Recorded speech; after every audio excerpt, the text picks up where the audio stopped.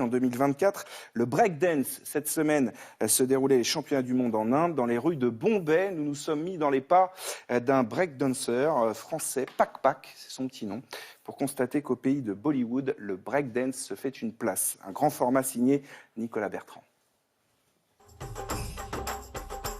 18 millions d'habitants. La capitale économique de l'Inde est une mégapole tentaculaire. C'est la capitale du cinéma Bollywood aussi. Et de sa musique entêtante. Mais pendant 3 jours, Bombay s'est transformée en capitale mondiale du hip-hop.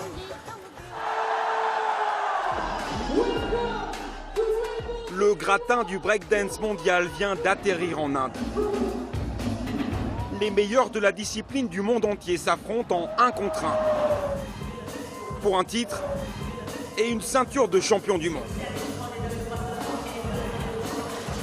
Le principe est simple, il faut enchaîner les figures debout et au sol et se montrer techniquement et artistiquement meilleur que son adversaire. Ce sont 5 juges qui à chaque fois désignent le vainqueur. Et parmi cette élite, il y a 4 Français. Il y a Andrea, 23 ans. Sarah, surnommée Sarabi, 30 ans. Yanis, lui c'est Pak Pak, 20 ans. Et enfin Khalil, 27 ans. La présence de danseurs tricolores au top niveau se confirme chaque année. Ali Ramdani, lui aussi français, a été 2 fois champion du monde en 2005 et 2009. Aujourd'hui, il est dans le jury.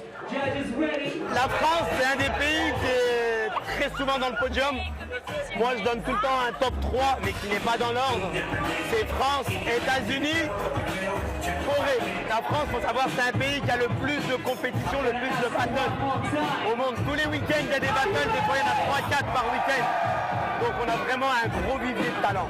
Voilà. Et un de ses talents les plus prometteurs, c'est lui.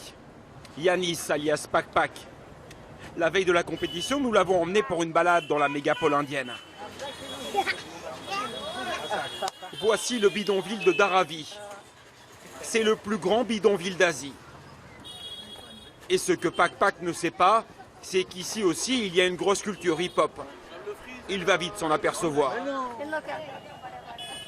Cette immense fresque sur un immeuble de Bombay représente une figure de breakdance qui s'appelle le Clash.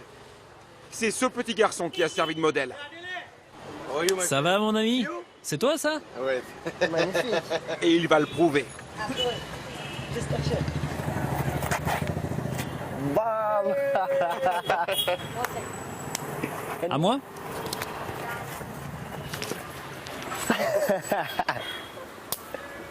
Impeccable. Je suis ému parce que moi je viens d'Algérie et chez moi aussi c'est un peu comme ça.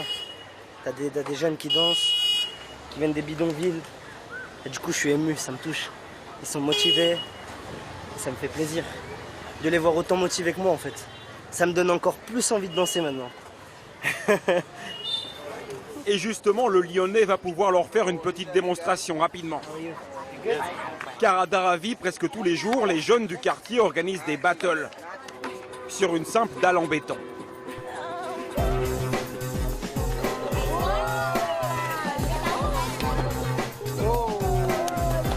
Pendant presque 1 heure, ils vont partager la scène.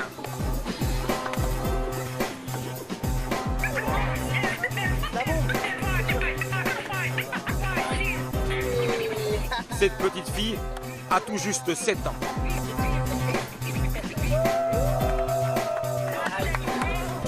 Comme vous pouvez le voir, là, il y a des débutants, des gens un peu plus confirmés. En gros, il n'y a pas d'âge, il n'y a pas de limite, il n'y a pas de race, pas de religion, c'est de la danse. C'est ça qui est beau. C'est quoi? C'est un art, c'est un sport? C'est un art et un sport. C'est les deux.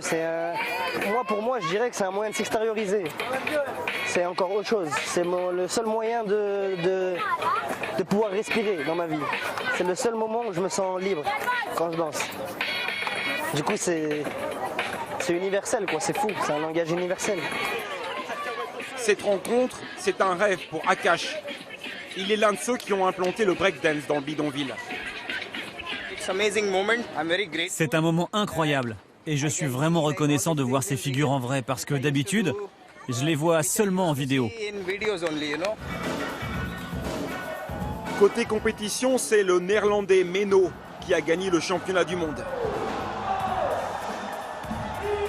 Et la russe Casse-Tête, côté filles. Les Français ont eux été éliminés assez rapidement. Peut-être que dans 5 ans à Paris, tout ce petit monde se disputera une médaille olympique. Le breakdance sera alors un sport additionnel invité spécial des Jeux. Pak Pak aura 25 ans. Le Français pourrait bien figurer dans cette première équipe olympique de breakdance de l'histoire. C'est ce qu'on lui souhaite, évidemment, Cécile. Vous avez été impressionné par Pak Pak dans ce reportage. Vous étiez spécialiste de la feuille morte, vous, à l'époque. De la vague. Ah, de la vague. Ouais. Ah, c'est stylé. On va prendre des... Quand on voit ça, on comprend pourquoi le CIO se pose sérieusement la question d'en faire un sport olympique. Ah ouais, c'est très populaire et pas qu'en Inde.